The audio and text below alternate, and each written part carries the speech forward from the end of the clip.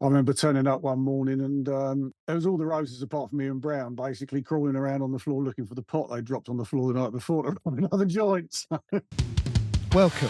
We are Neil, Luke and Dave. 340-somethings, reminiscing on the runners and riders of 90s guitar music. We look at the bands who soundtracked our youth on both sides of the pond and interview some of our heroes from the bands that defined a generation. You'll hear about the good, the bad and the ugly of 90s guitar music. This podcast is Stupid and Contagious. Episode 23 of the Stupid and Contagious podcast. 23. That's a lot. It's nearly 25. Prime number. I don't think I know what a prime number is. I bet he fucking does. I bet he does. It's just one of those really good numbers that are really, like a prime minister. the best number, the prime, yeah. Yeah, Right. yeah. I'm just trying to explain it in a way you can understand. Thanks, man. I've got it now. Couldn't understand it at school, and now it's there. Appreciate that. You should be a teacher. Tim Dorney from FLOWERED Up Republica. It's a good one. A really interesting interview coming up. But before we get into that, what's everyone been up to? Shed 7 and number 1. Hooray. Oh, It's yeah. a great album. The 90s are back, baby. I'll tell you, right, I watched a Britpop documentary last night, but it was made in, I think it was about 2012 or something. It might have been sort of late 2000s. And it was banging on about how all of the Britpop bands had disappeared apart from Oasis, which was probably true at the time. And it was all bands like Athlete and all those sort of bands. Athlete, yeah. It said that, Britpop's, all those bands had disappeared and now they're all back. Shed 7, and Cast have got a new album out next week, I think. yeah. Yeah. So They it forgot is about the coming back 30-year around. cycle. They did. What's your opinion on the Liam and John Squire single? I think it's all right. It sounds exactly what it should sound like. It just sounds like Liam singing a Stone Roses song, doesn't it, really? It's got a Stone Roses sort of lick It sounds to like it, they're hasn't it? trying to make Lucy in the Sky with Diamonds or something, right? And I like it too. It's got a lot of criticism. I like it. Everyone was always going to criticise it, weren't they? Because it's open to that sort of thing. I saw you slipped it onto the mixtape last week. I did. It wasn't even mentioned. Well, Lainey mentioned that she bumped into Liam at a club, and She did, yeah. Yeah, That you're was- right. So it was on my mind, and she mentioned Liam, so It was a tenuous link at best, but yeah. it's good enough. But yeah, no, I like it. It is what it is, I'm looking forward to, if there's an album, I'm looking forward to hearing that. Yeah, I mean, both of them have made worse records in their solo careers, right? So it's it's all right. absolutely. Yeah, I agree. I think it's good. But yeah, I thought it was really interesting how the whole Britpop thing has come back around, but it wasn't predicted in the 2000s sort of thing. They just thought Britpop, all those bands had gone, but no, they were plotting behind the scenes for a comeback. Yeah, it's interesting, right? I mean, you could get into the kind of the boring kind of demographics of it, but it's I guess it's what happens when people reach our age and they start having disposable income again, and they start going buying music from their youth and things like that. I was going to say like nostalgia sells, but it's not nostalgia because the Shed 7 records it's a good album. It's it's as good as anything they released, so it's not nostalgia. It's just a good record. It is, but I think you do still need sort of the nostalgia aspect to get the record to be popular and for people to buy it. Sure. Yeah, I tell you what I watched this week for the first time since it came out. Singles, Oh, it's good, isn't it? the grunge movie. Is it shit? Well, It is. Isn't it? Who's in it? Matt Dillon. Matt Is Dillon. it Matt Dillon. Matt Dillon's the actor, and Yeah. various members of grunge Alice in bands kind of Chains pop in up. that, isn't it? Alice in Alice Chains in are Chains playing. played, Like don't they?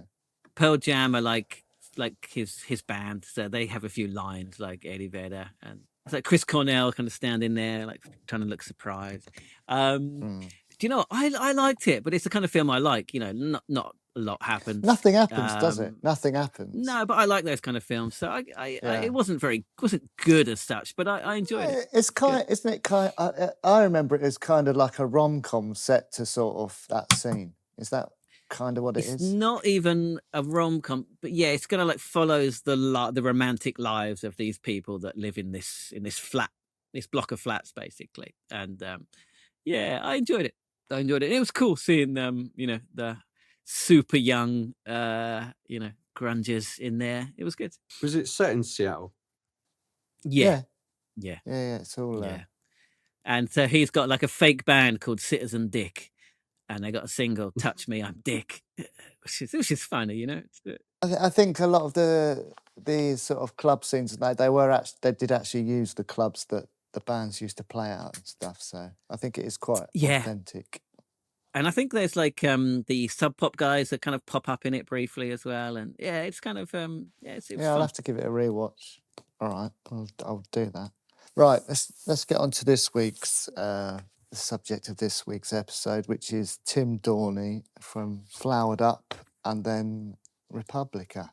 Luke, do you want to give us a bit of a rundown on Flowered I will. Up? Again, I don't have too much this week, mainly because I didn't have much preparation time. But we'll go through it. Do you want the Wikipedia description first? Of the band sound, Flowered Up band sound. Indie pop alternative dance. It's really lazy. It's just put loads of different words in. And I mean, I just my notes just say Baggy. that'll do. London Baggy. They're like the ultimate Baggy band, right? Yeah, I'll go with that. Formed in 1989 in London. He talks about it in an interview, but basically two brothers, Liam and Joe Mayer, and some other working class oiks, as he kind of describes them. And Tim joined a bit later on keyboards, and started getting press straight away. Basically, again, I won't give too much away. He talks about it in an interview, but yeah, getting on the covers of NME and Melody Maker and all of that pretty early on. Early band on Heavenly Records as well, who seem to keep coming up in this podcast, right? Yeah. Heavenly Records. Yeah, it's a big player, right? Heavenly. Yeah. So a couple of singles on that. Yeah, around 1990. Their only album, A Life with Brian. That's a pretty bad title, isn't it? It's not their only album. They had a best of album that was exactly the same. So I apologise. They had a best of album, but they only had that album, so I don't know what they put on the best of album. Well, they had other singles, right? Yeah. Out in 1991, reached 23 in the charts, which is pretty good. And then after that, a few more singles, basically between 91 and 94, including the big one, Weekender, isn't it? Weekender. And it's funny enough, I was just browsing through Facebook yesterday. I saw something pop up from Toby Fogle. Remember Toby Fogle, our friend from school? Yeah. And I think he just put Weekender or something, and then everyone had sort of commented that he'd been listening to Weekender. So he said he's tuned in. He might have lied, but I don't know. He said he was going. Okay, so that's one listener. It's great. Yeah, pretty good. Oh, on listeners, my sister listened to the Jesus Jones episode. She's only listened So that to was one one more episode. listener. One episode. Did she enjoy it?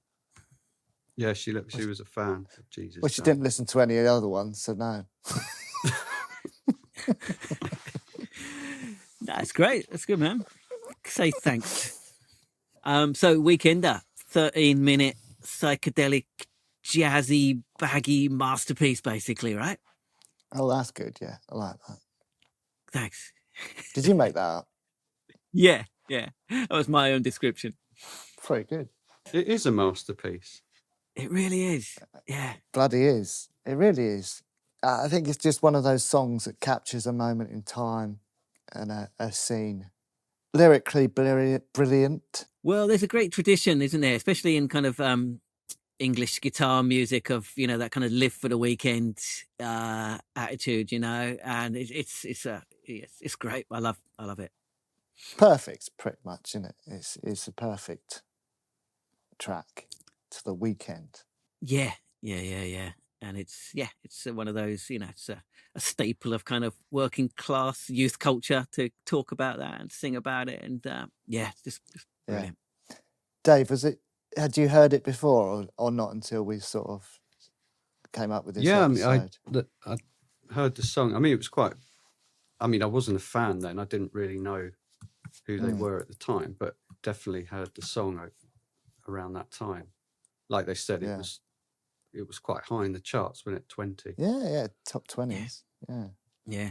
But I hadn't watched the video until now. You know, Oh, it's good, right? Video's great. Did you watch the Yeah. full fat kind of I think 18-minute 18 version? minute. Yeah, I watched that one, Yeah. and then I watched the I Am Weekender documentary as well. Oh, did you watch it? I really wanted to. I didn't get time to. Yeah, it was on Amazon Prime. It was on. It's not on Japan Amazon Prime. Okay. Yeah, it's really good. You got to watch it. So it's about the making of that video, right? It's about the making of the video, but interspliced in it all. I don't know if that's a word, interspliced. Tis now. It's like other players from that time, like Shaun Ryder and people like that, just talking about Flowered Up and the scene at the time. And it's just, it's like a documentary about the band, but talking about the making of that of Weekender at the same time. It's really good. Really good. One of the comparisons that keeps coming up is Quadrophenia. Have you seen that? Yeah, and they have they got the sample from it at the end.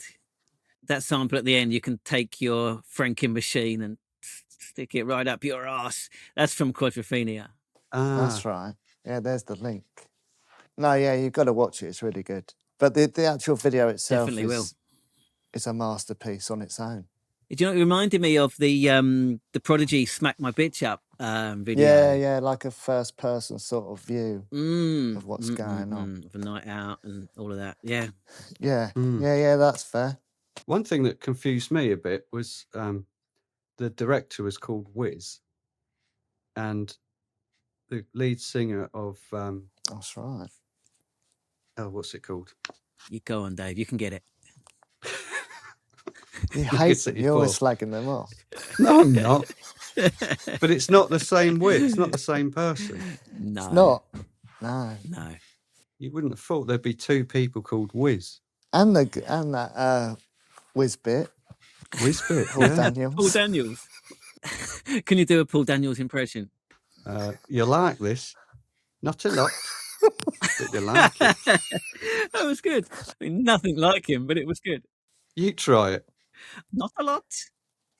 That was mine. Oh, that was better than mine, Luke. Thank you. Neil? Not a lot. That was ridiculous. Well, you managed to win the beatbox battle by not participating, and when you do finally participate, we see your true colours. Well, we'll let the listeners decide. I think they they might already liked have.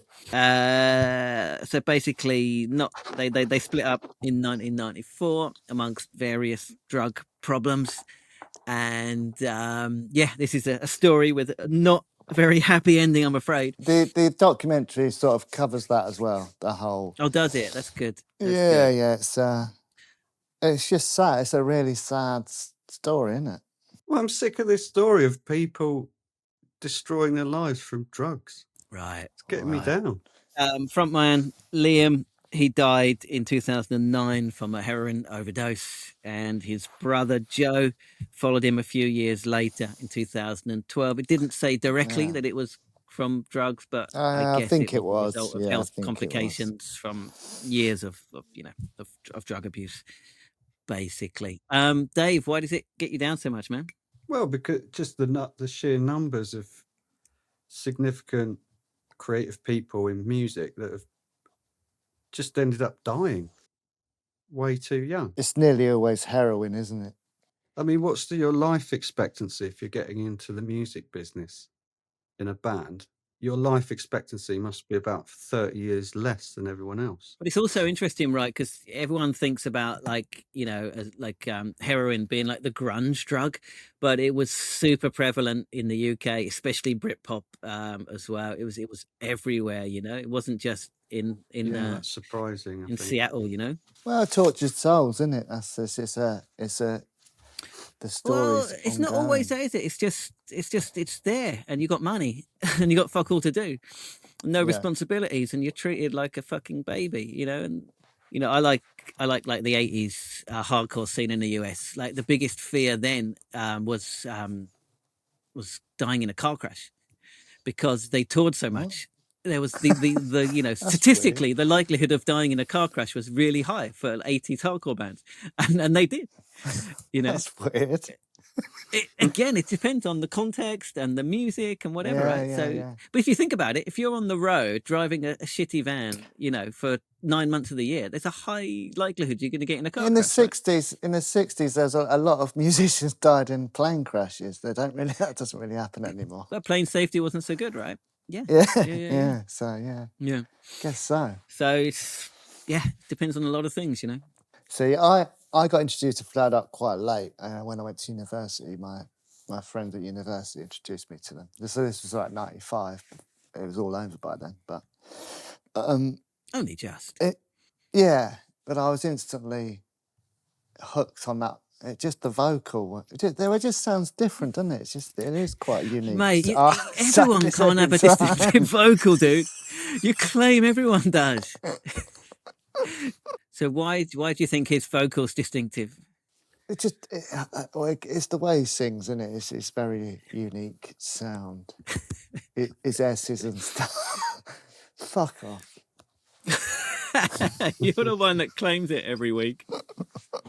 Now we're on it, and and I don't mind mentioning it before the interview. A new word he comes up with for that kind of voice. I'd never heard sibilant. You hear it a lot in when you make music in music production and engineering. Sibilants, yeah. You have to get rid of the sibilants on people's vocals. It's the S's, and most of the time your S's are really prominent. So when people mix tracks, they try and take that out a little bit, so it's not so in your face. Oh, I tell you, who's sibilant, Damon Albarn. Yeah, he's got like a weird. Yeah, he has got like he's got something going on with his speech, hasn't he? But it's different from having a lisp. Like I've got a lisp. Is it different to that? I didn't want to bring it up. I'm glad you brought it. No. Oh, I'm very. Lisp is much worse. Not that I don't. You cunt. But a lisp, that's an actual deformity in your mouth, isn't it? I mean, you're missing some part of your mouth. Stop doubling down on my humanity. What's the difference? No, lisp is like you can mimic a lisp by just going th instead of s. Lisp. But the sibilant thing, you can't fake it. Maybe Luke's been faking it all these years. Just trying to sound like Damon Albarn. Tim forms Republica with Saffron and a few other people. How would you describe Republica's sound? Or how did Wikipedia describe Republica's sound? Techno pop punk rock. I saw another thing where they described as disco metal. I think it was the Americans that remixed it with guitars. Yeah. That's how that came about. So. But then they kept them. So, I mean, I'm going for electro pop. So that was in 94 they formed, just as Flowered Up were going to disintegrate in. They had, basically 2 huge singles ready to go in 96 and re-released in 97. And Drop Dead Gorgeous was even higher, got to number 7, so top 10 hit. So huge, massive singles, right? And they still get played all the time, everywhere, right? So yeah. 2 albums, self-titled Republica in 96, hitting number 4 in the charts on the back of those singles. And then Speed Ballads a couple of years later in 1998. That's it. Basically, he talks about it in an interview, but lots of label trouble, not being released in America, all this kind of stuff. The band kind of broke up in 2001. reformed in 2008, and they've basically been kind of touring sporadically, doing festivals and stuff. Yeah, they did the festival Since circuit then. now. Yeah, here's a little tidbit from Wikipedia. Did you know that Saffron featured in the video for Chesney Hawkes' I Am the One and Only? No, I didn't, and that's one of my favourite songs from that era. I love that song. There you go. I'll have a look later. Thanks for that. But I'm not putting Bit of Chesney on knowledge. the fucking playlist again. It was on there 2 weeks ago because of Smash. I'm not putting him on again. Put one of his other Sorry, songs Chesney. Yeah. Well, let's have a listen. Watch the interview. Tim Dorney from Flowered Up Republica. Enjoy. Hi, Tim. Thanks for coming on. Firstly, how's it all going? We've Very both well. been admiring your little setup there. You look like you're Yeah, my little facility in in the your happy box. place, right? Yeah, my man cave. It's impressive. It's impressive. Well, So never obviously- said anything. I think that's always been my motto. Yeah. Well, it's clear from that room that you're still active in the old music. Oh, very much more still- so than ever, to be honest. Oh, that's good. That's good. Yeah. That's good. Yeah, I was looking at What the have you been up schedule to? over the summer. It looks like you've been pretty busy playing festivals and stuff. Yeah, it's been most weekends have been one or two festivals, sort of up and down the country. Yeah, we seem to be in the Cotswolds for a lot of the time, but one all tiny right. little area of England, we seem to be there. I think there was about a month where we were doing festival about 10 miles from each other every time. Big in the Cotswolds. Yeah, big in the Cotswolds. Yeah. The one that stuck out for me was Rebellion Festival. That's Yeah, an that was interesting one great. to play. Mm. Yeah, because with its punk history as such, I mean, we didn't expect them to come on board for us, but no, that was a really good gig actually. That was end of the day, last people on in the opera house there. Oh, nice. No, it was we didn't get to see many other bands unfortunately because it's quite the trek. I live in Windsor and it's quite the trek up there from here. Yeah, My image so of we had a good Rebellion time. is like 82 punks, basically. So it was interesting. to see. Yes, absolutely. Yeah, blue Mohicans everywhere, Yeah, band yeah. t-shirts, tartan trousers, Down with a Thatcher. lot of that. I mean, there's a lot of guys in their 50s. I mean, the ones who obviously weren't punks but like the music, so that like they'll look like an IT professional, but they'll have the UK subs t-shirt on, sort of thing. There's quite a lot of that as well. My favourite kind of punk. Yeah. The Good covert stuff. ones. Yeah. Yeah. Yeah. The sneaky punks. So is that all calmed down now? Is that over for the summer? Those festivals? Yeah, we've not got a gig now for, I think we're doing the O2 Islington in London in November for Republica. We've got about 2 or 3 Republica ones left this year, and I've got 2 Tin Gun gigs to do as well at some point, and also a set DJing at Shine On Festival as well, which should be quite interesting. Oh, are you? We Yeah. might be there. We're not sure yet, but We possibly. did it 2 years ago. It's quite, we call it Northern Accent Fest because everywhere you go, there's just variations of a Northern accent. But It's big. It's big now, that festival, though, right? It's yeah, no, it's getting a 20,000 plus. Yeah, probably Mm. 15, 20,000. I think it's up to now. So it's a whole Butlins full of Yeah. people. Us. People like Yeah, Yeah. yeah, mostly Northerners, but yeah. yeah. But I've been to I used to film like a ska festival up at the one in Great Yarmouth. I think it Yeah. really works having everyone on the campsite, and then I think it's just a really great way to spend It a is. weekend. Yeah, I think it is. Once you get a sort of genre or a movement like that, I think it's great for the Yeah. bands because it means everyone, rather than going to 10 gigs, they'll go to 1. Yeah, no, it's Which is a bit great. of I a think shame, it's, but it really no, I'm works. not. Really works. No, it's a really good because we got they're showing the Flowered Up I Am Weekender Mm. film there.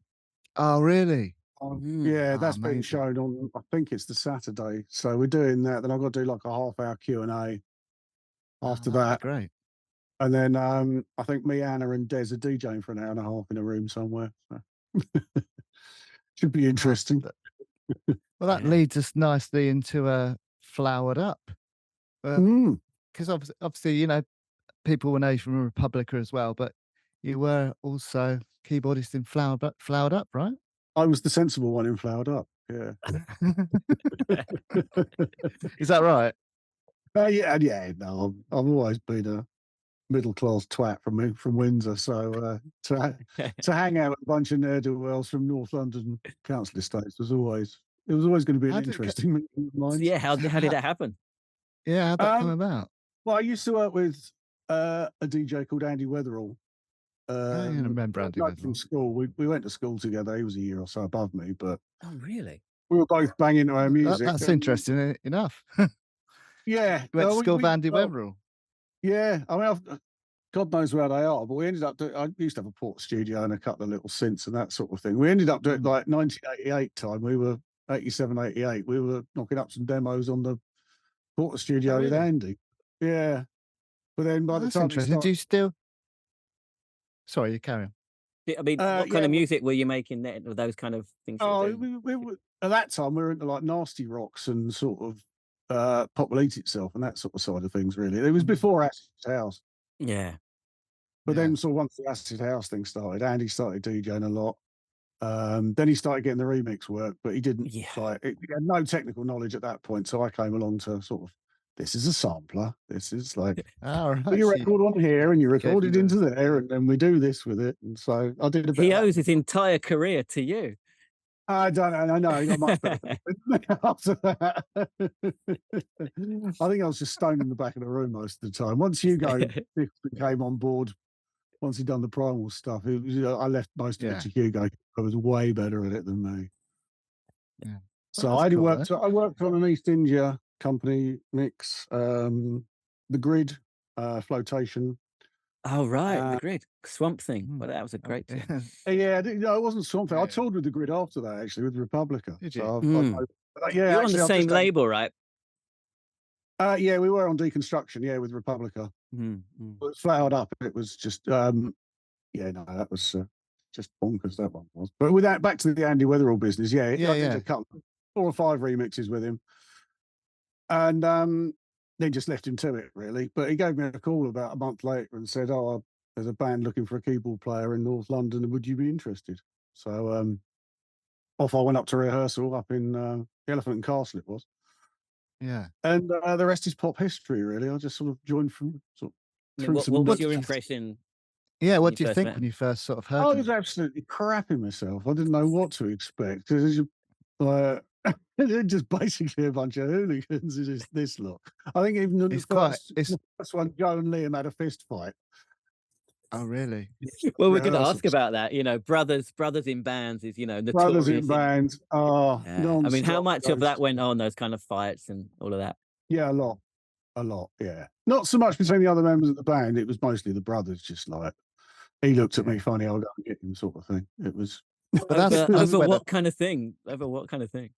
Oh, nothing. Like he looked at me funny, or like he stole my beer, or that sort. It was that sort of just brothers, typical brothers, right? Yeah, total brother stuff. Yeah, no, they loved each other, really. I think. Yeah, of course, that's part of it, isn't it? Yeah, it's all part of it, part and parcel of it. What did you? So you walked in. What did you think when they sort of started playing you the music?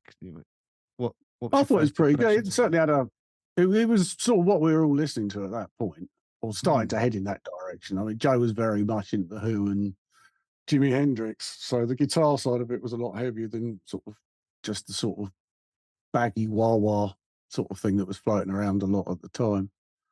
So there was always more of a rock element to it. And John the drummer always thought he was Keith Moon as well, so there was quite an element of that. But once Liam started singing, it was like, well, it sounds like shit, but he's got something. So, just persisted with it, really. I didn't do Ian Brown any I was so nervous that first time round anyway. It was just like, July 1, it's just, I mean, I'm not a trained keyboard player. I still have to count up from C to work out bloody which chord I'm playing these days. It works. If it works, it works. So it was more just Well, it was blundering in the dark, and that was what we did for 3 years. Really. Yeah, but I mean, But did you always no, it play was good fun. keyboard? Is that where you? I mean, were you established as a keyboard player? Yeah. Is that what you did?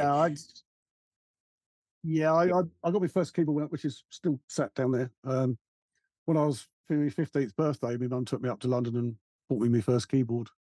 I always I'd wonder always- about that. We've spoken to a couple of keyboard players, and I always think, there are no like keyboard gods to look up to, like there are guitar gods and things like that. I mean, there's your Dave Greenfields and like your Jules Holland, if you like a bit of piano. He's like, yeah, you listen that's to the true. Uncertain Smile, that's still some of the best bits of piano I've ever heard. So yeah, there are still people to look up to, but I mean, I was never a big Rick Wakeman fan or anything like that. But your Dave Greenfields of this world, and I think it was more probably programmers I was into than it was more Brian like Cox. Jack Zalix and those sort of people of the world that I was into, the ones that drove the Fairlights and the Sinclaviers. That was where I aspired to be. Yeah. Who else were you listening to? So you mentioned those. Who else were you listening to, like when you were a teenager? What were you into? But around, I sort of came up The Cure, Prefab Sprout, Sisters of Mercy. I wasn't a goth as such, but I still had my foot in the electronic pop side of things as well. So I'd also like Clock DVA, I'd like Throbbing Gristle, I'd like Cabaret Voltaire. Loads of all sorts of things like that. Grew up all the electronic side of things, but with The Cure and Prefab Sprout are just some of the best songs written as far as I'm concerned. I agree. Yeah, Scritti Politti, things like that. I've always had a foot in the pop bit and a bit in the dark as well. Yeah, it shows. Yeah. So What's in the you dark? rock up. You rock up. You do your audition with Flowered Up. Was it? Did you have to wait around to find out if you had the gig, or was it pretty sort? No. They said no. Like, come back, because at that point we started rehearsing 2 nights a week. So that was, I think, it was a Tuesday. Like, right, come back Thursday. Yeah. So we carried on, and I think it was the third run through. They only had about 4 songs when I first joined them. Yeah. So the second time round, it was a bit more of a jam thing rather than learning the songs that they'd already written. And then after that, really, it was just getting down to the nitty gritty of writing more songs. And sort of, I'd bring in a riff on the piano, Joe would bring in something on the guitar, or we'd just jam for hours and something would come out of it that way. It works in various ways, much as it does with most bands. There is no fixed and firm way of writing. However, the news really.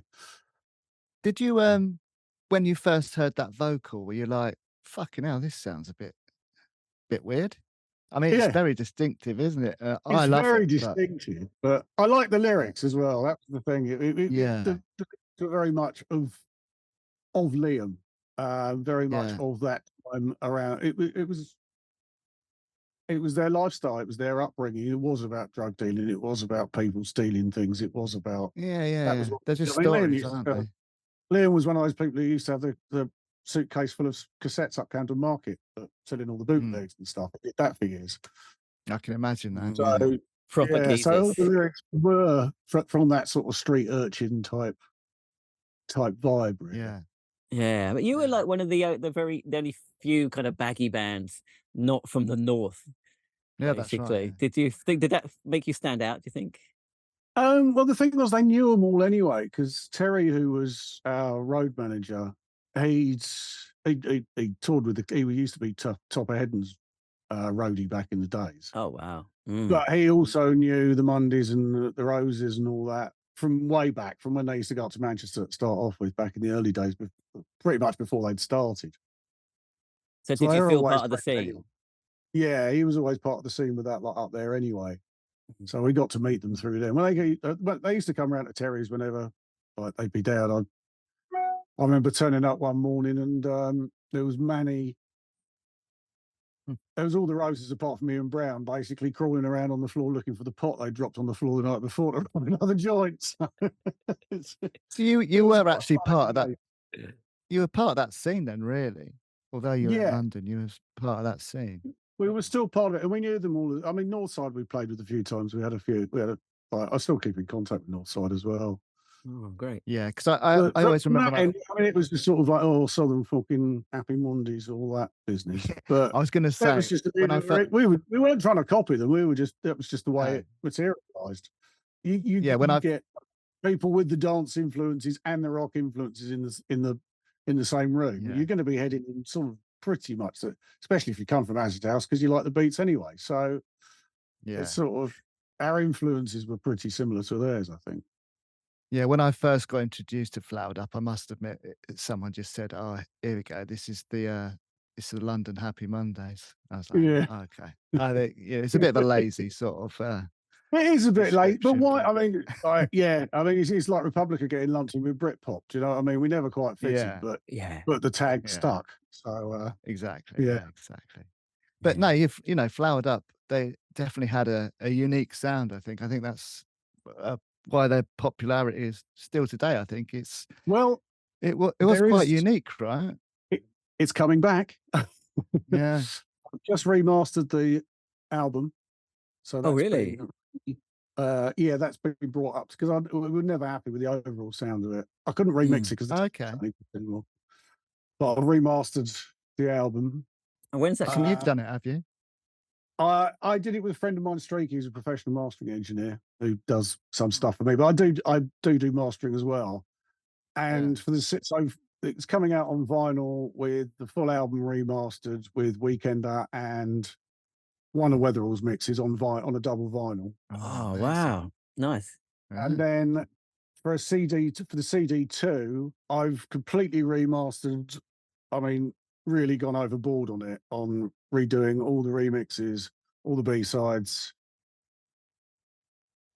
Kendo done by Beyond the Wizard's Sleeve, which is Richard Norris and Errol Alcan. We've had a remix of Crackerjack done by Everyone You Know, which is great, actually. It's a real sort of sort of housey Balearic type, but quite fast version. That's pretty good. So there's lots, like there's that coming and going into the process of this. So the London Records catalog is owned by a company called Because now, and now they own the rights to it. They wanted to sort of re-release it and do this. That gave us access to the London Records vaults, which has all the masters, artworks, videos. Okay, so you didn't have that before? We didn't have access to it, no. And then we got access to the Sony one as well for Weekender and Better Life as well. So they've given us access to those. So we managed to get hold of the master tapes. Unfortunately, there was only certain ones that we could get hold of the multi-tracks for, i.e. Weekender, Better Life and Crackerjack are the only ones we could actually get master multi-tracks for that still exist. That sounds like a real... I think they're starting on a campaign around the end of March. We were aiming to get it out for November, but everything's taken a little bit longer to get together. But we're now looking at sort of ramping things up from January onwards for a March release, by the looks of it. That's great. That's really great. That sounds like a real labor of love, though. It must have taken like ages.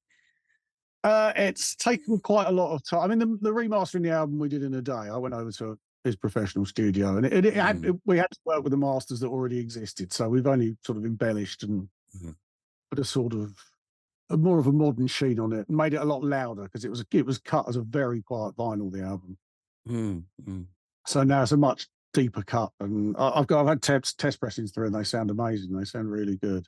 It was just that chance to like really just get there and put it all in a place where it's the best it could be. So there was bits we were never happy with, and bits we'll never be happy with that we couldn't fix. But everything that we could fix, we've actually gone in very deep. I mean, some of them I was actually editing the tracks to pieces and EQing bits of them differently because the bass was too loud and things like that. I've really gone the extra mile on it. But as off the back of that, we've also found a multi-track of Flowered Up live at Bath Moles in 1991. Oh, nice. Moles Club. A club in, it was a club that had a great studio attached to it, and they recorded the whole gig. Oh, amazing. And it's actually so you've got that. one. So I've been mixing that, and we've also found a dat of a gig in Berlin from around the same sort of time that was mixed really, really well. So we're looking at getting a proper Flowered Up live album out later next year sometime. I think we're looking about August time. So it's all Brilliant. It's all happening. I'm really looking forward to that because Great.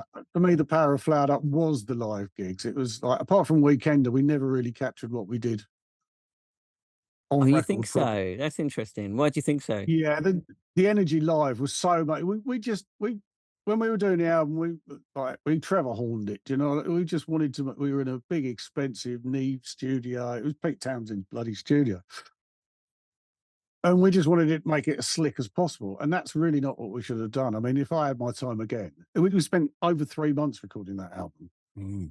Knowing what I know now, I'd stick that band in a room, record them live, and we'd have the whole thing done and mixed in 3 weeks.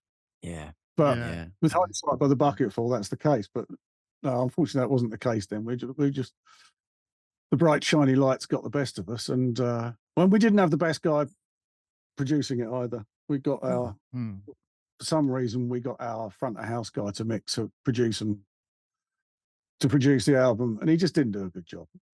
Yeah. It was only once we met Clive that things really started working properly for Flowered Up, because he got us, whereas the other guy didn't really. Yeah. Can I ask a quick music record nerd question? You're one of the kind of the first bands on Heavenly, right? Yes. How did that? The first, maybe? I don't know. One of the first. How did that come about? I've got a feeling Flowered Up. I've got a feeling that it's on was HVN1. I think we came out before. I was looking at Discogs yesterday. I think you might be right. Yeah. Yeah. Yeah, I've got a feeling we came out before Only Love Can Break Your Heart, which I think so. was HVN2. Yeah. But I mean, you look at Jeff's interview in the Eye on Weekender thing. He just says that he met up with Des, and Des is like, "Oh, I've got this band. They're called Flowered Up." Des and Jeff said, "Brilliant. I don't want to hear it. I don't want to know what it sounds like. I just like the name. I know Liam, so like, yeah, I'm in." So it just sort of took off from there, really. Oh wow! And it's still going, right? Heavenly, putting out good music all the time. Jeff's still hard at it. Yeah, I mean, he has a lot of younger chaps there as well these days that run all the day-to-day stuff and sort of act as his A&R as well. But I get his what do you call it? The newsletters, like every 2 weeks or whatever. It's like, new band. New band. He's still constantly signing stuff from all over the world and licensing things. So no, he's still doing a great job. Yeah. When were you going down like the Heavenly Social and all of that? Was that part of it? Yeah, well, that started a long time after. I mean, Heavenly, when we first were involved, it was Jeff had just left Creation doing the press and set out on his own. So he just taken New Order. It was around the time of World in Motion came out, that sort of thing. So I remember the promos of that being in the office. But the Heavenly office then was more based around the press, and it was just Jeff doing it. But that soon expanded, and they moved bigger premises in Clerkenwell, then eventually into Soho. And then they opened the Social and that sort of thing. That was a few years down the line. That was post Flowered Up. I guess so. Yeah. But there was a couple of pubs in Clerkenwell where all the Creation lot and all the Heavenly lot used to socialise the whole time. But it was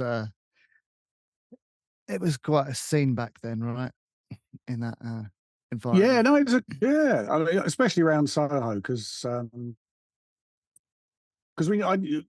also the connection with Andy Weatherall. I knew all the boys' own lots, so Terry Farley, Simon Eccles, all of that lot, and the magazine. So the first bit of press we actually got was in Boys' Own magazine, Flowered Up.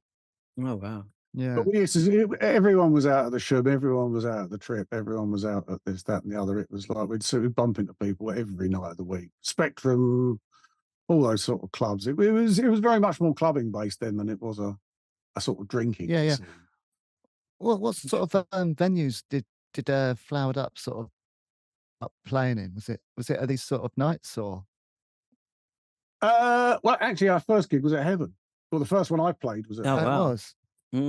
But they'd done 3 or 4 gigs before. They'd done the Africa Centre. They'd done a couple of sort of like little guerrilla ones where they just got up and did 3 songs. That was with a previous keyboard player, Simon Lovekin, who didn't last very long. He left to do his own thing as Sly and Lovechild. Yeah, what sort of audiences were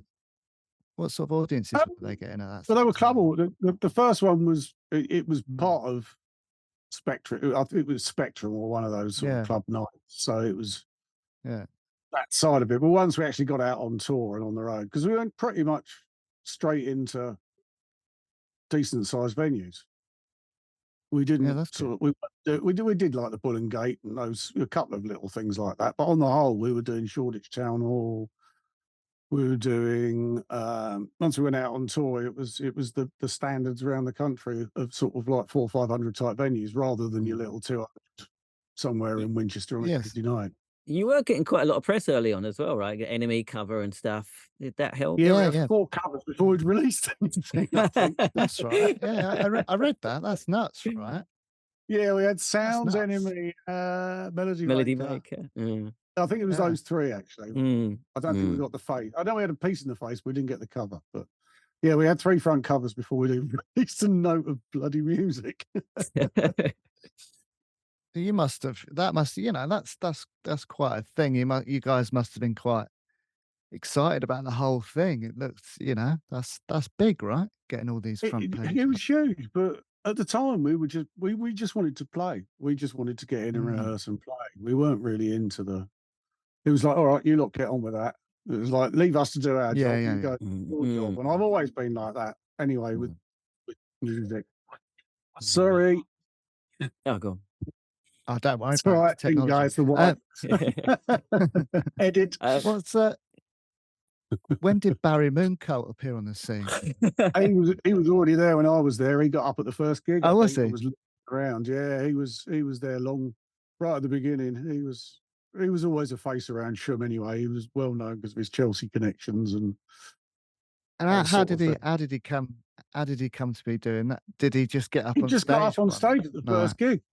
He just got up and started mooning around, and that was it. They said, "Oh, come and dance on the next one." And I think at the third one, the big foam flower to go around his neck, and after that, he was just he used to get the equipment round town. He was a glazier, so he had a big van for carrying the glass on the sides of. Oh, okay. So if we had to gig in London, all the equipment would go into his van and he'd drive us down there. But you didn't want to be in it on the way back. I can imagine. On the way back, I think, with bits of glass floating around in the back. No thanks. Well, we've got to talk about Weekender. I mean, top 20 hit. I mean, it's still crazy, like a 13-minute song like charted like that, right? It started even longer. It was, right. Really.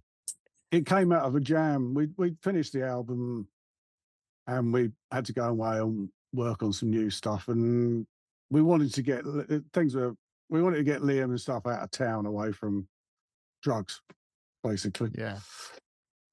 So I gave him some nicer recreational drugs and took him to a place near Gatwick, a place called the House in the Woods. And that came out of a lot. We were there for about 4 or 5 days. I think there was about 3 or 4 other songs came out of it that never got finished. But Weekender was the main one that it was. We just ended up jamming it all night. Yeah. Then we were going in to record with Clive Langer to do Crackerjack as a single. And while they were setting all the microphones and equipment up and everything, we started jamming this. And they said, right, we're all set. And then just play it.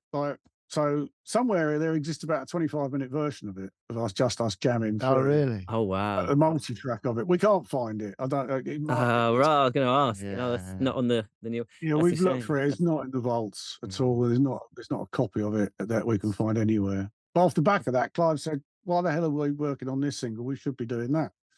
Right. So he went back to Jeff and said, I'd really like to be doing this other Weekender thing that they've got.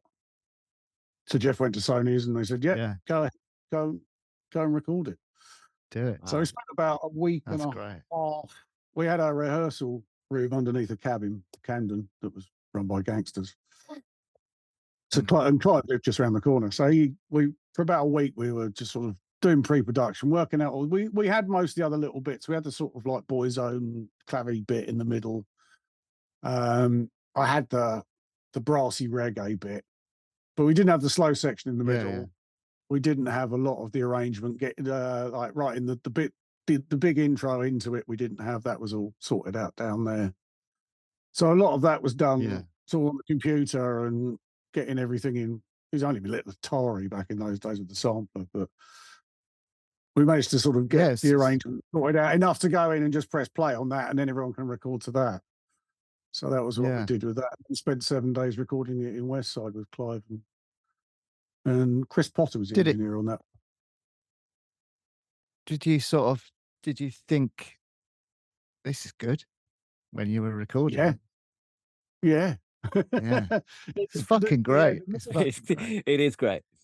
Some of the great things are, well, we knew we loved it anyway, but the thing is with Clive, he has such great ideas, and he's also got a big book of phone numbers as well. So the session people that he was getting in to play on it weren't just for the sake of their names. They all brought something to the table. Like Louis Jardim on percussion, who's Trevor Horn's go-to. Like, he even let me play the Slaves to the Rhythm Bell, the tempo that. Oh wow, yeah. We had him in. We had Kate St. John from the Dream Academy. She does the oboe on it. Don Weller, who was the saxophonist from, well, he's an old jazzer, but he Absolute Beginners. He did all the sax on that. Steve Naive came in and played organ on it from Elvis Costello and the Attractions. Claudia Fontaine and Chris came into the vocal, all the gospel vocals and everything that's in it. Everyone that came in and played, just like, it really brought something to the table. Anything that we wiped or didn't use, I think, out of the people that came in. Yeah. And they loved it as well. So we do had something pretty good. It wasn't really until the video that we really knew we had something quite.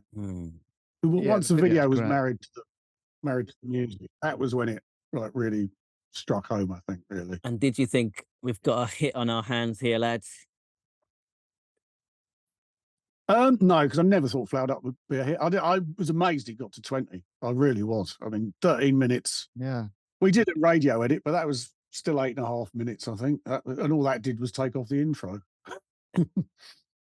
But yeah, if you Google like list of like longest songs in the charts, it comes up with like the Doors, the End, and stuff. It comes up in like the list with the Blue Room, I think, still wins it, doesn't it? The Orb does it? One at 25 minutes. Oh, the Orb, right? Okay. About as long as you could get on a 33 at that time. So right. I think the Orb still hold that title, but 13 minutes for getting to number 20, I think, is pretty damn respectable.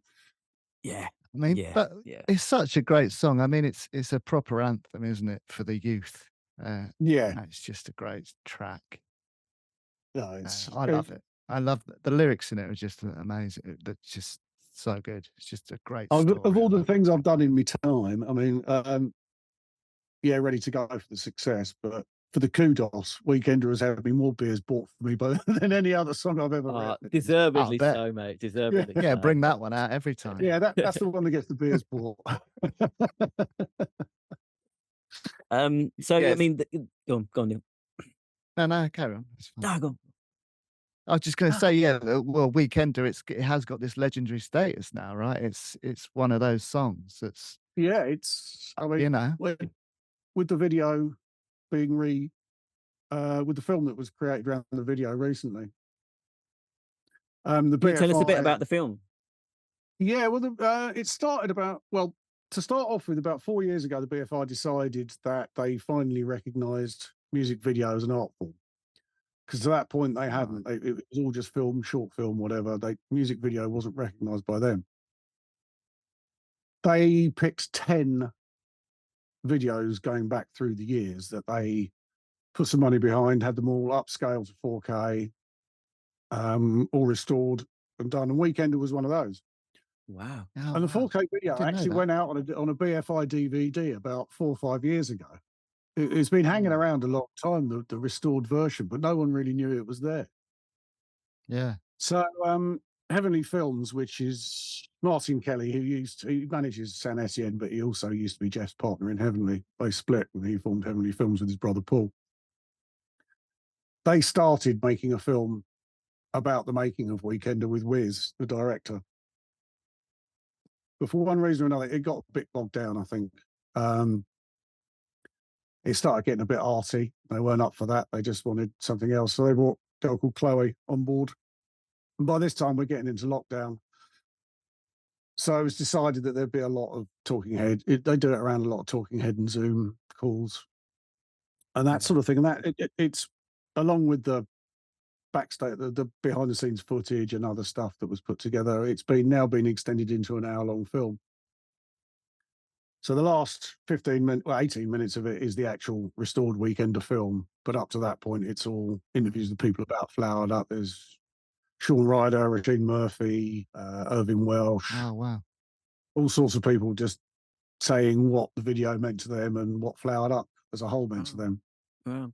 Oh, that's great. Is that being think- played Yeah, no, for the it's- first time at Shine On, or has it already been played? No, we had we did a premiere at at Screen One at the BMFI, which is like 450 odd seats. That sold out within 3 days. Oh wow. So that was a great night. That was really good. I actually, because I got hold of the Weekender stems, I'd actually I wrote a 15-minute piece of music called Requiem for Dead Friends. just using the stems from Weekender. I'll send you a copy. Okay. I mean, Yeah, like, please. do Yeah, it. yeah, that'd be great. Absolutely. Factual reasons, but this was being played in the foyer and before the film went on and this sort of Oh thing. wow. Mm. I'd love to hear that. Yeah. Yeah. Yeah, it for was a sure. really great night. But they had another showing about 3 nights afterwards that also did really well. And they've had a showing at somewhere in Dalston, a cinema in Dalston a couple of weeks ago. Okay. And then Mm. Glastonbury it was shown as well. Oh wow, that's doing the rounds. Oh. Yeah. It's doing the rounds. Yeah, it's most there's a showing 2 nights in New York at some film festival as well. So it's mostly film festivals and little showings at sort of your everyman type Yeah. cinemas. But no, it's getting out there, and the DVD is available, and I think you can watch it on Apple TV. To be honest, I Mm, think it was available on Apple TV, and also you can stream it from the BFI. But I think Wow. That'd be that's a great as subject Shine to- On. That'd be it. I That'd be think that'll go great, down yeah, really yeah. well. That's I think that's they're the giving us a little perfect room audience, to right? do it all in. Yeah. Yeah. And And you're- each time we get like a half-hour Q&A afterwards as well. The first that's one was great. with Liz and Chloe that had done the film, and I think it was Anna and Des last time. I think I'm doing it this time. Mm, Yeah. We just Are you sit still there in and touch? field the questions. Are you still in touch with anyone from Flowered Up or? Well, Des, the manager, Yeah. it's basically me and him driving this re-release thing. Yeah. The original bass player decided that unless he could actually remix the album from the original master tapes, he wasn't interested in having anything to do with it. Oh, okay. The original drummer doesn't get on with Des, so he wouldn't have anything to do with it. Anna's okay. involved. Mm. She's in the film. She's in the film, and she sings on Egg Rush as well. Yeah. But Liam and Joe both RIP, unfortunately. And Yeah.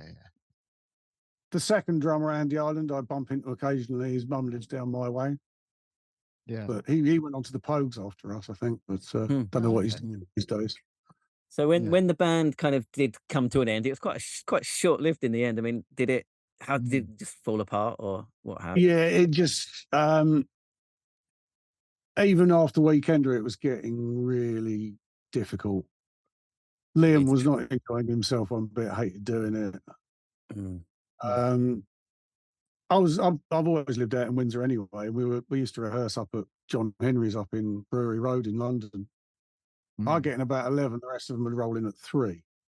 Right, right. And we Yeah, might get something it's done, not we ideal, might not is it? get something done. And then I want to, Yeah. so I go up and say, I need money.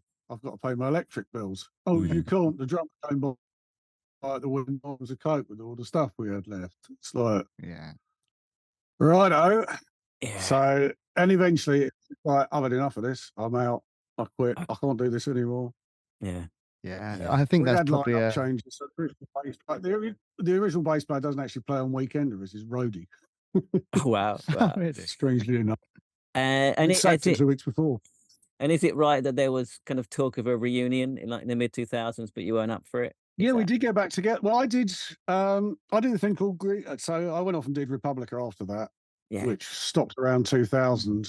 Then 2001, 2002, Alan McGee got in contact with me, and he'd got Liam on board for Pop Tones and needed someone for Liam to work with to do songs. So we did a project called Greedy Soul. That there's a whole album's worth of material that me and Liam did then that never got released. Oh wow! Yeah. Unfortunately, there was Terry, who was the Flowered Up road manager, was sort of managing Liam. But he was also friends with Alan, and they were supposed to be going off to the States doing a DJing thing, and there was a cock-up with Terry's flight tickets or something, so Terry punched out one of the blokes in the Pop Tones office. Oh, dear. Which instantly got us dropped from the label, so that never saw the light of day. So that finished about 2002. I was just, and it was, we got in a bass player who was a complete dick and things like it was just, that went horribly wrong as well. Yeah. In 2005, it's like, SJM have come on. They want us to do a tour. Get back together. I'm like, no, I'm not doing a tour. But it was like, okay, well, we've got this festival at Clapham Common. Would you be interested in sort of getting the band back together just to play this festival? There's money in it. So I said yes, and we did. We sort of went through the loops. Joe wasn't in a good place at that time. He was living in a hostel under stairs. He left my Stratocaster on a bus one day. Things like that. And we managed to we did a couple of gigs. I think we did Coco. We did the gig on Clapham Common, and I think we played at Turnmills. Okay, so you did do a few. Okay. We did a couple, but unfortunately at the one at Clapham Common, Joe overdosed on something, and I ended up spending the night in Tooting Beck Hospital, missing the farm and the Mondays because I was in hospital with Joe, who's having his stomach pumped. So I walked again, and it was just like, I just haven't got the strength to put myself through this all over again. And it was just I thought of trying to wrangle that through a tour. Yeah, that's not fun, is it? None of them have played live in 10 years either. So even the rehearsals was just dragging them up from their bootstraps the whole time. Just to I think sometimes it's just best to leave. Yeah, it was great, and we've made all this amazing music, played all these great gigs, but that was then. There was never going to be. I mean, we managed to get a version of one of the two of the Greedy Soul songs we did live. And there's recorded versions of them actually as Flowered Up with Joe playing and the whole band playing on them that have never been released. Oh wow! So they might end up as part of a package next year sometime as well. That'd be good. Yeah. In fact, the whole Greedy Soul album might make an appearance one day. Wow. I don't know. Yeah. I mean, were you in contact with any of the brothers up until they died? They passed away? No. After the last split up, Joe moved away anyway. He moved somewhere to the Midlands, I think, with his girlfriend who became his wife. Liam I lost contact with, but he wasn't in a good. He sort of been in and out of rehab, and when we were doing the Greedy Soul stuff, he wasn't on the heroin. He was he was on temazepams and cider basically most of the time to keep him off everything else. But that was workable. I could work with him then, but no, once he got into the darker things again, it was I lost contact with him and just got the phone call one day. Liam's dead. So 2 years later, his brother followed him. That's tragic, but Such left a behind some great waste. music, I guess. Yeah, it really is. It's a It waste. really is. It's a waste. Let's get on to I've ever worked with, and the most unique singer I think you'll ever come across. Yeah, I know. I think you're right. Like I say, his vocal is just, I mean, unique. Well, there just isn't anything like it, is there? No. Unique's the word. It's fantastic. I love. Very sibilant, as I've discovered recently. He's quite trying to serious. remix stuff. He's singing like that all the time. He does do a lot of that, right? Yeah. He liked his S's, didn't he? He did like his S's. Certainly did. Yeah. It's gone. Yeah. Well, let's talk about Republica then. That seemed to be like a completely clean slate for you after Flowered Up. Yes. Is that how it was? Yeah, there was a little bit of an overlap actually. I was still trying to get stuff together for. So this was after we'd done Better Life, I think. It was before I quit, but pretty much after we'd stopped writing stuff. So I've been demoing stuff at home, and my friend Johnny played in a band called SFS or Sensation or Soul Family Sensation, whatever they were called that week. He was doing an album out in France, and I was helping out doing a bit of programming on that. We were doing a cover version of Everybody's Got to Learn Sometimes, the Corgi song for that. So I ended up out at Mike Hedges' studio out in France. And the guy that was engineering it was a guy called Andy Todd. We got on very, very well. And said, oh, let's get something together when we get back in the UK. We were both like, we were both moving much more into the dance sort of thing. We just wanted to like, everyone was just not like, do a 12-inch, sell it to a label for 500 quid, move on to the next one next week. It was very much that period. Yeah, and that was big. where it was big then, right? Yeah. Do some remixes this week, put a release out the next week, that sort of vibe. So we got together and started doing stuff. And at the same time, we were at a studio in BMG Publishing, at a studio in-house. And we were like being freelance engineers, just going in and helping out their writers. So one week it would be Omar in there. The next week it would be L16, who's in left field. Those sort of people. But a lot of hip hop coming through there as well. But through that, we also, so we had the first track we had, we thought, oh, we need some vocals on this. And Saffron was a friend of a friend. So she came down. I was going to ask how Saffron came into the equation. Well, she was a friend. We had an old friend who worked at a tape duplicating company in Fulham at the time. Saffron was an old friend of hers, and she left. Wasn't she an actress? Saffron, yeah, she's a bit musical theatre. Really, she was in a touring production of Midnight Express, not Midnight Express, what do they call it? Roller skatey. Starlight Express. Starlight Express. Yeah. I never did Express in this, not Midnight Express. No, touring version that would be much fun. That would be something different. Yeah. Yeah, she'd done a load of that in her youth, and then she'd been in Enjoy, who had hits with Anthem and that sort of thing. Oh, Enjoy! Wow, yeah. Yeah, she'd done that. Then she'd gone solo, but that album never got finished or released. She had a solo deal with Warner's that had expired by the time she got involved with us. But we knew Deconstruction were on the 4th floor, with BMG Publishing were on the 2nd floor, and we knew all the people there. So we went into Deconstruction with the tape with Saffron, and they gave us a deal on the first demo. Oh wow!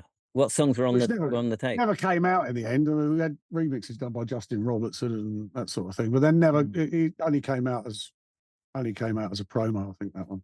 Okay, I mean, like Ready to Go. I mean, it was just ridiculously huge, right? Like straight off the bat. It was the second time around. The first time, Well, the original mix is much more dancey, right? It hasn't got all of those. That's where we were coming from. Very much that housey piano. Yeah. 4 on the floor dancing. I really like the original version. Yeah. Well, that stalled at 41, unfortunately, the first time around. But so what gave you the idea to chuck all those guitars in? It was the Americans. The Americans really liked the song because we'd been picked up by RCA over in the States. And had a great A&R guy called Dave Novick over there. And he said, we really fancy it for a single over here, but we'd like to mix it more not so much in the industrial vein, just a bit more, but actually more in the industrial vein. It does have that sound to it, it does, yeah. Well, the guy, Ben Gross, who did it, he worked with Filter and a load of Nine Inch Nails and those sort of things. So he came from that background anyway. So they got the remix done over there and sent it back to us. And the first time I heard it, I hated it. I couldn't stand it. It's totally different, right? We're a dance band. We want to be like, I know what you're talking about. But no, they were absolutely How dare right. they? Yeah, they were right. They were right. History has proven the fact that it's been by a Chevy advert this week in the States. Is really? Oh, there you go. It's you still hear it all the time, life right? of its own. Yeah, it's the syncs. It just keeps getting used endlessly. We've got casino chains that use it. We've got car companies that use it. We've got take brands. Look, what's the latest one that's come through? A diabetes drug that's coming on Ready to go with diabetes drug. FDA approval. Yeah.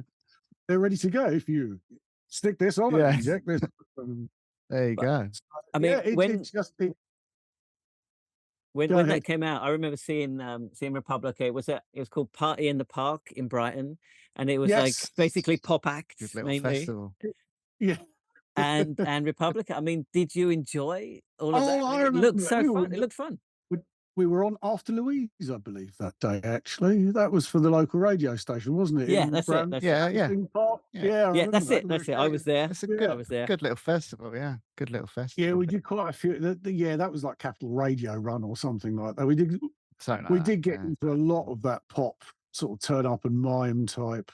I mean, how Did did you that? mind Did that? you enjoy it? Yeah. Well, Yeah, we'd did you have a enjoy live. it? We'd have a live vocal, but none of these things are. Ever, you're on for 2 songs. They haven't got Yeah. time to Yeah. check, set, do whatever. It's just for the kids. Those I sort of guess things.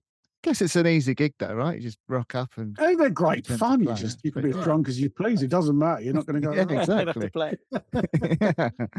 Yeah. Who Like was send the a car, yeah, who was the drive you best down pop to star? Brighton. That was the Right. good Yeah. days when they'd always Yeah. send a limo for you rather than like, oh well, you got to be in London for such and such a time. Yeah, that's it. The limo will pick you up at 4 o'clock in the morning. Did you meet any good pop stars doing those kind of gigs? Not so much those ones. The best one of those that we did a fashion show for Versace in New York, Oh wow. and I've actually got a photo of me somewhere talking to Lou Reed and Leonardo DiCaprio. Interesting combo. Pretty good. I was not expecting that answer. Prince. We got to meet Prince there as well. All sorts of people. What? Yeah, some crazy. We did Top of the Pops with Prince and the Bee Gees, actually. That was quite good. I've got Yeah, to that does ask sound about good. Lou Reed. How was Lou Reed? Lou Reed didn't actually realise we were miming at the fashion show. He's oh, you guys were great. Like, yeah, that sounded really cool. I was like, Lou, we were miming, man. He had no concept. Yeah. Oh wow. Wow. That's Yeah, it so was good. quite fun. So you didn't because obviously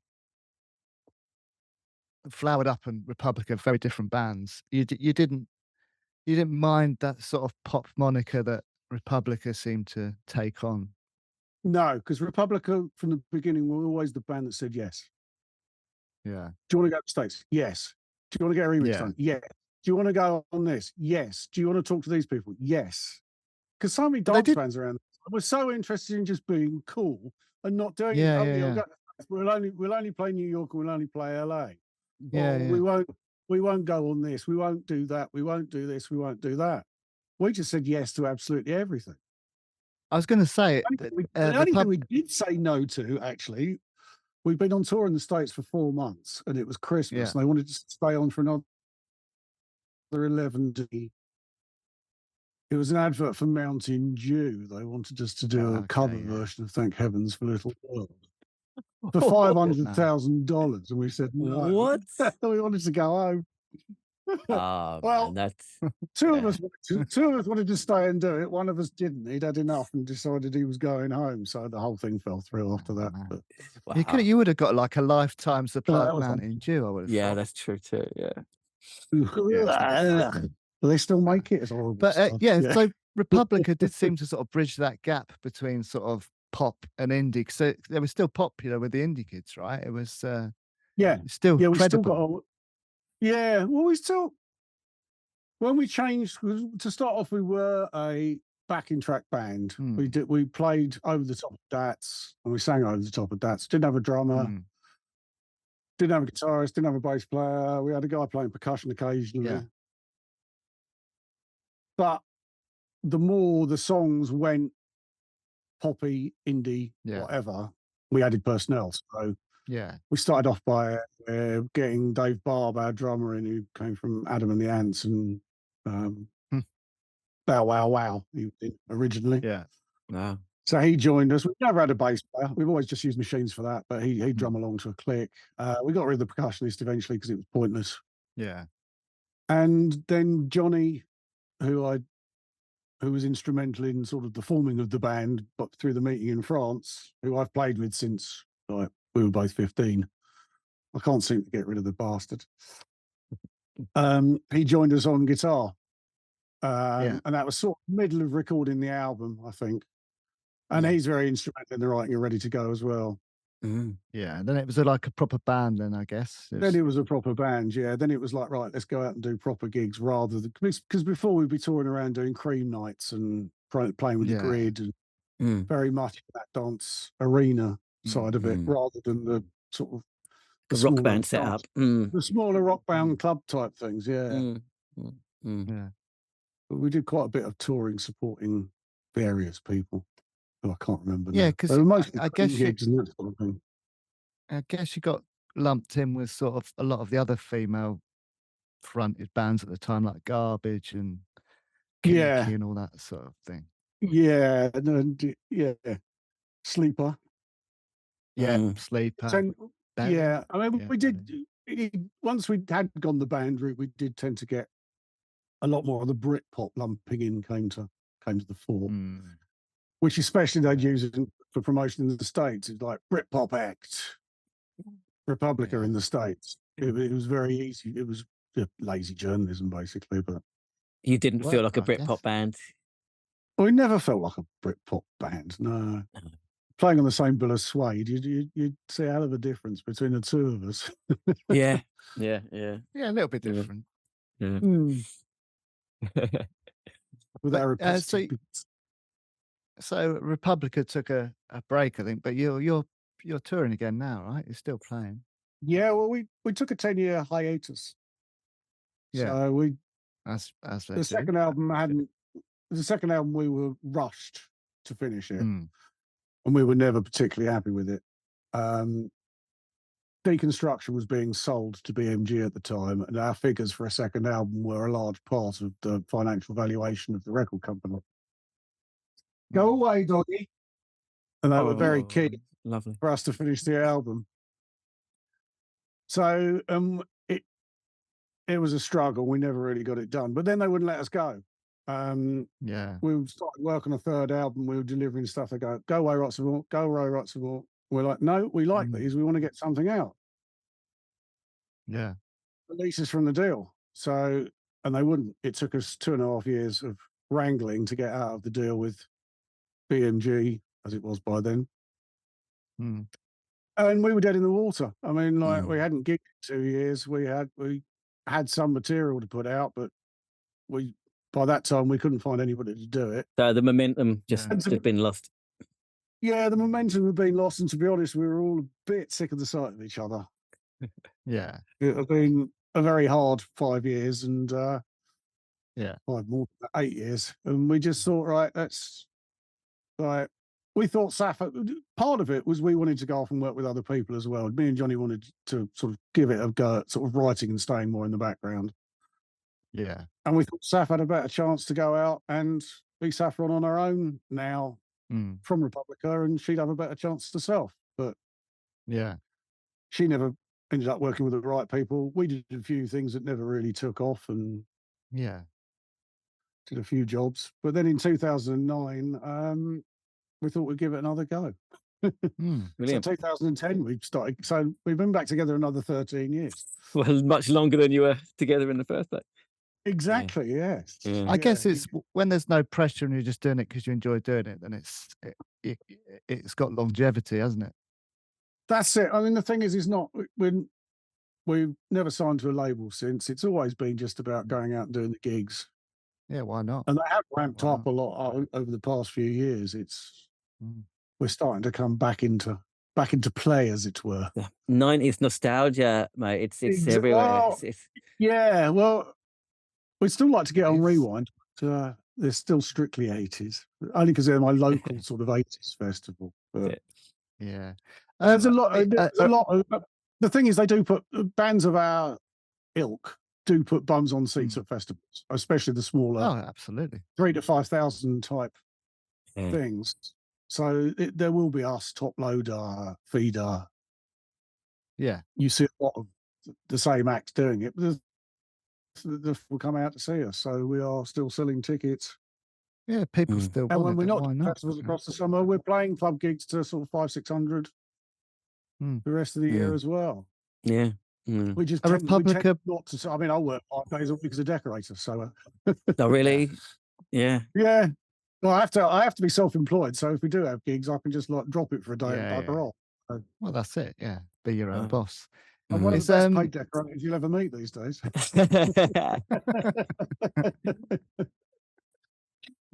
Are they Republica playing Shine On? I can't remember if they are or not. We did 2 years ago. Yeah, we did the. You're not playing it this year, though, no? No, we did Centre Stage 2 years ago, but this year we're not doing it this year. No, you're strictly flowered up this year.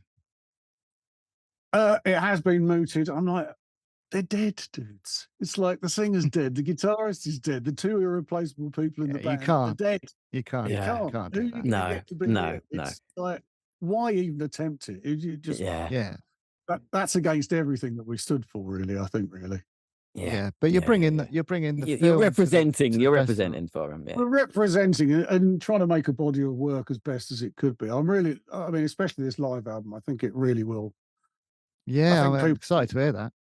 Yeah, it's got the energy. It's got everything that the recorded works never really had, apart from Weekend. Yeah, brilliant. Yeah. All right, we've kept you way too long. We apologise. We do have one last question, Neil. Do you want to ask the question we ask all of our guests? So we always ask our guests the same end question. If you could have been in any other band at that time, sort of early 90s, who would it have been and why? Underworld. Underworld or Fluke. Because they were really the music I was into. And Carl came on tour with us. Carl from Underworld, he was going out with Saffron for a while. He came on tour with us in the States for 3 weeks. And I was so jealous of the way they worked. It was just like, we do what we want. We go out, we do it. It was just like, and they always had that element of cool that we never had. So I was jealous from that level. But the music they produced was phenomenal, and I've always looked up to Underworld. I still do now. Yeah, great band. Great answer. We usually ask, where can people find you on Instagram and stuff, and what's coming up next, basically? Well, these days, I actually have another band we're called Tin Gun. Tin Gun. Tin Gun. Yeah, we started up lockdown. It's myself, Peter Steer, who's comes from bands Tenek and Signstar. He's guitar and vocals and keyboards. Mark Truman from Signstar as well, and Nick Hodges from a band called Psychoelectric as well. So we started sort of in lockdown, just sharing material over Dropbox and getting things together. We did our first festival appearance at 90 Festival this year. We've got gigs coming in Southend and Taunton in November. But on that one, I actually sing. I sing on. I play bass on 2 songs. I do the coding. I play keyboards. But it's enough to do. It's like it's spit and sawdust. It's all just the lads back in the van, sort of going to play to 50, 100 people again, and it's bloody. Is there a fun. website? Is there a website? Yeah, Tin Gun Official would be on Facebook.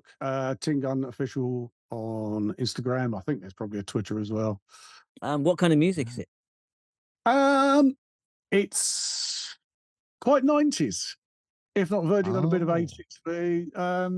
There's sounds like my kind of vibe. Our influences on our sleeves. It's because some of it's a bit new ordery, some of it's a bit it sounds great. Electro, some of it's a bit dark, some of it's a bit light. It's a proper mixture. Nice. But I like you it. You can Tin Gun. You can find us on Spotify. We've had a few releases out. There's Bandcamp as well. So I'm going to ask, is it on Bandcamp? That's my usual go-to place for that. Okay. There'll be an album of that. Also, there'll be a new Republica album.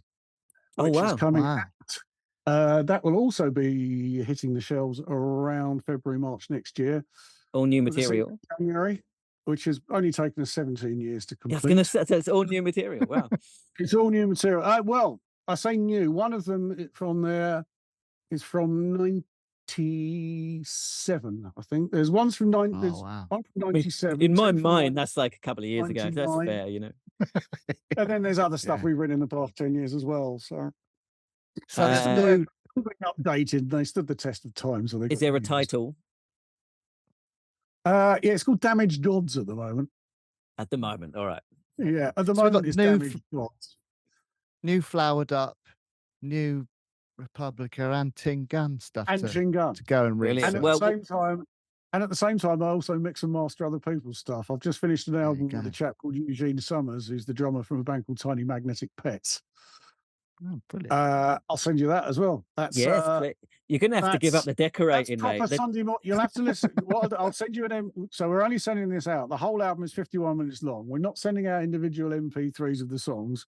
We're sending out one Right. MP3 of the entire 51 minutes, and you have to listen to it on a Sunday morning. That's And if you'll anyone understand when needs, you hear it. done. if anyone Done. needs a decorator in the area, they can also. Yeah, if anyone needs a find you. decorator, I'll Well, busy till no, you're November. too busy.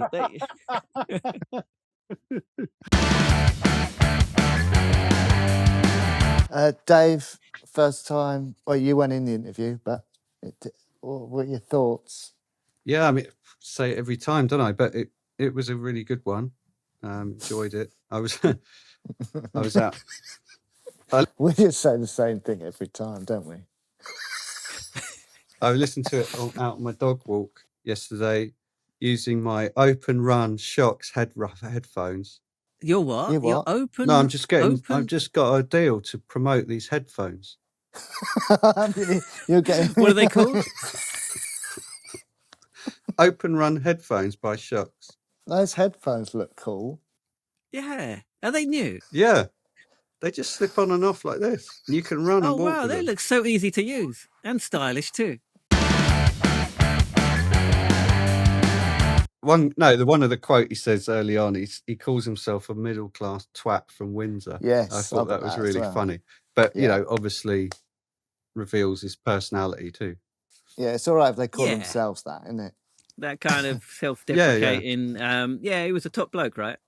And he was very understated guy, you know, obviously completely different to those characters, Liam Mm.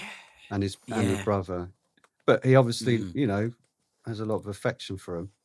Yeah. But you know, it's just seemed to get this kind of person that we're meeting like him, you know, really nice guys, but they're obviously serious, hard-working professionals, right? Yeah.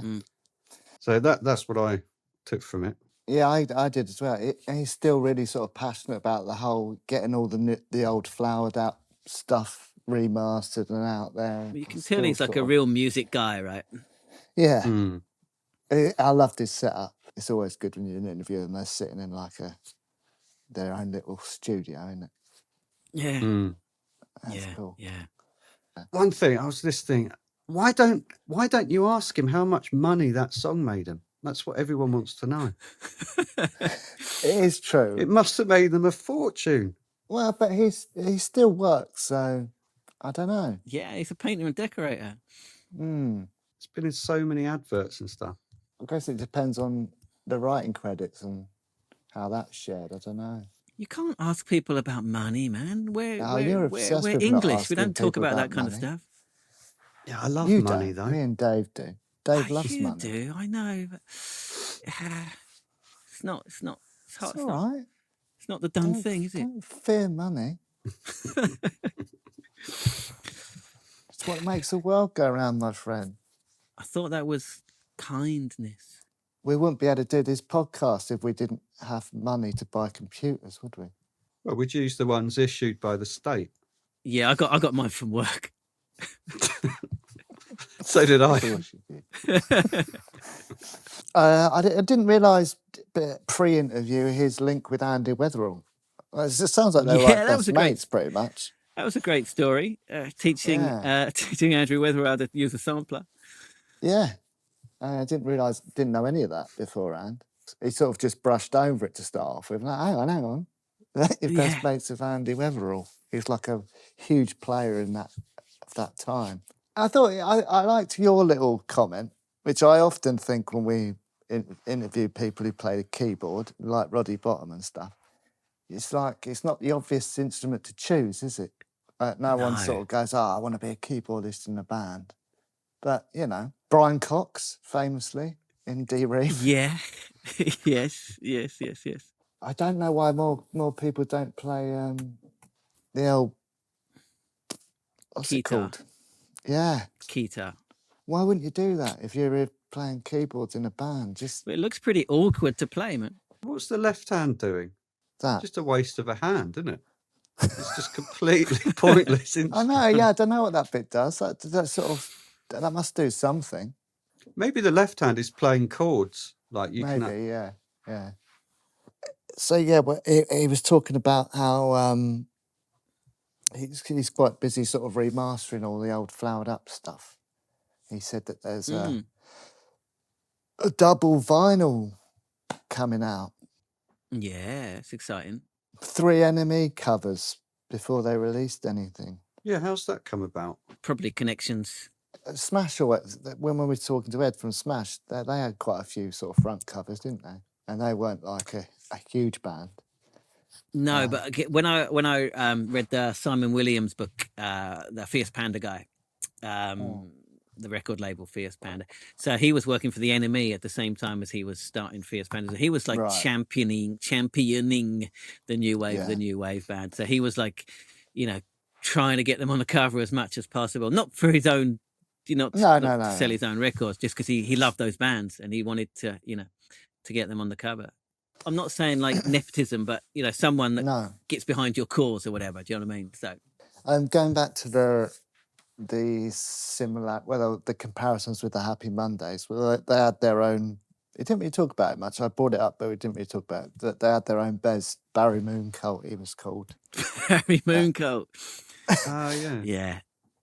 And he was just a guy who danced around like Bez did, but he had like a flower. They used to dress him up as like a flower sort of thing. Flowered up, right. Yeah. Very similar story to Bez. I think he just got up one gig, the first gig, and started dancing on the stage. And they said, I quite like that. We'll keep that. I think that's what happened with the Mondays as well. So I was thinking about Luke's dog called Bez. Do you remember? Yeah. I thought that was quite a good name for a dog. Yeah. Better than yours. What's your dog called? Otto. I mean, it's a bit of a pretentious name, isn't it? Well, we were specifically looking for a palindromic name, so it limits your options. Wasn't there a girl at school that her whole name was palindromic? Well, which one? Well, I don't want to say it because you can't. I don't want to say someone's name without their permission. But her full name was a complete palindrome. Say it. At least then we can check if it's palindromic. You're not talking shit. It's a pointless conversation otherwise, isn't it? If you're not going to tell us. Well, if I say it, then you'll know the name because then you can work it out. If you don't say it, what are we going to do? Well, just say there was a girl. Just believe me. Just say there was a girl at school that had a palindromic name. Just believe me. Okay. Take my word for it. All right. Fucking hell. Thank Jesus. You. Yeah, the whole Flowered Up story was quite short lived.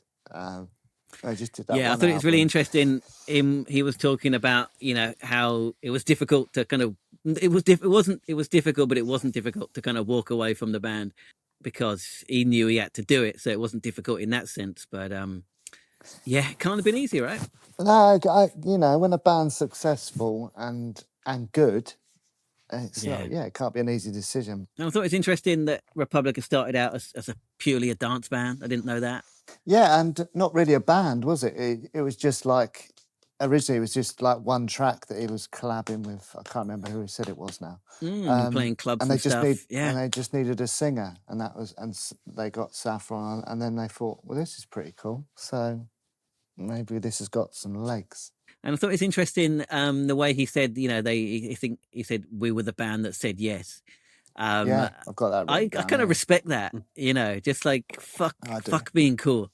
Just do everything. Do the party in the park. Do the car advert. Do everything, man. Do everything. Yeah. Yeah, I guess when you've been in a band like Flowered Up that were quite cool, it's quite cool. Then you've done that already, haven't you? So yeah. You haven't got anything to prove as such, have you? So, fuck it, just make some money. I thought you didn't like making money. I'm not against making money. I'm just not comfortable talking about it. You brought it up. I didn't. You did. You said that they said yes to everything. So they could get some money. I was saying about the philosophy of anti-cool. No, I'm not. Nothing else. Yeah, we know what you were implying. Well, yeah, on money, he said they turned down $500,000 just to stay a couple of days in America. So, fuck. That's regrets mad, that. isn't it? Not something I would do. No. Luke will claim that he would, but he wouldn't. I'd redistribute it in my socialist utopia. Of course you would.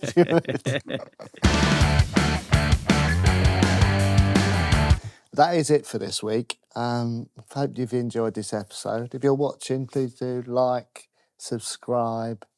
Let us know if you've seen the I Am Weekender documentary yet and what you thought about it. It's definitely worth a watch. Or just let us know if you've went and saw Flowered Up. We didn't get to see them live. I think you'd have had to been quite lucky to go and see them live, to be honest. They weren't around for long. So let us know in the comments if you went to see them. If you're listening, rate, review, do all those things that it asks you to do. It just helps other people find the podcast. Luke, mixtape. Yeah, there's some good stuff on there. There's really cool. He mentions at the end his kind of side band Tingun. They got a great cover of "I Feel You" Depeche Mode, which is on Spotify, nice. which I put on the mixtape, which is good. Put a bit of The Cure, bit of Chesney Hawkes. no Chesney. Yeah, some kind of good kind of early 80s kind of electro gothy stuff on there. So yeah, so it's looking good so far. I haven't finished it, but yeah, it's shaping up nicely. Good. Next week's a Wang. I'd have forgotten all about it. We've got a Wang next week. It's going to be Wangtastic.